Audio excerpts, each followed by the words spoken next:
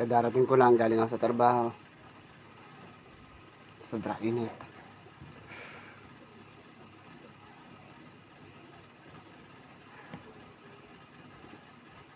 Dumating ako alauna.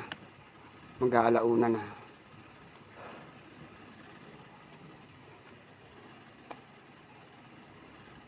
Pagod guys. Pagod na pagod ako ngayon, araw na to.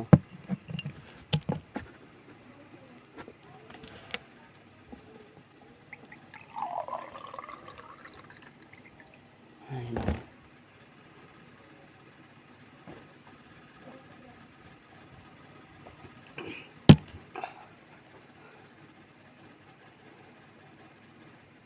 Malamig na tubig ang aking dinali.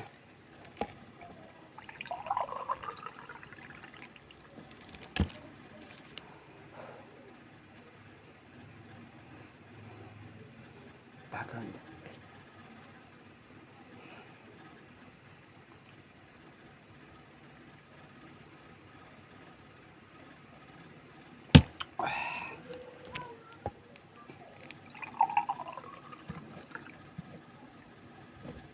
Patatlong baso ko na tumbang tubig na to.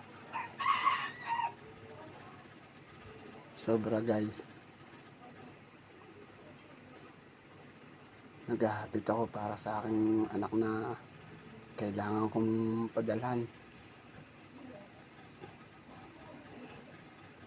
Gagamitin sa pagkuha ng NSO.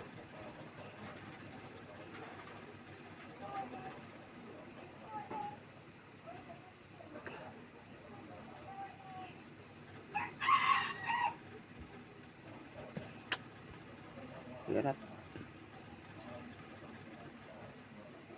Kaya ko naman padalan sila ng biglaan. Kaya lang mawawalan ako ng panggastos pagkapadadala ko agad lahat. Kawawa naman yung anak kong si Sam dito pagka wala akong panggagastos. Oo nga, may pagkain kami rito. Wala namang naiiwang pera yung anak ko.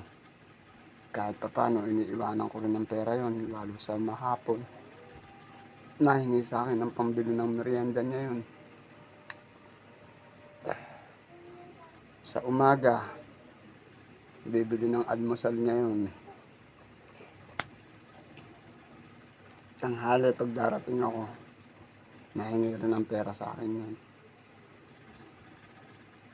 Sa akin wala naman akong problema. Hindi naman ako maluhong tao. Hindi ako kagaya ng ibang tao, hindi ako kagaya ng ibang lalaki.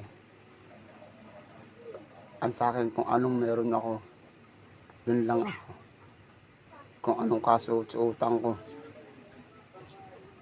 Hindi ko kailangan magpantalon, hindi ko kailangan magsapatos. Hindi ako maselang tao. Ayoko nang ganun. Hindi ko na kailangan yan. Mas higit kailangan ng mga anak yun. Pero ako hindi ko na kailangan yun.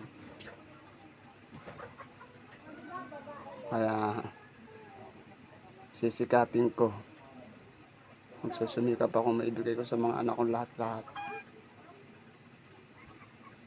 Magsusumikap ako. Sarili ko. Hindi ko na iniintindi sarili ko.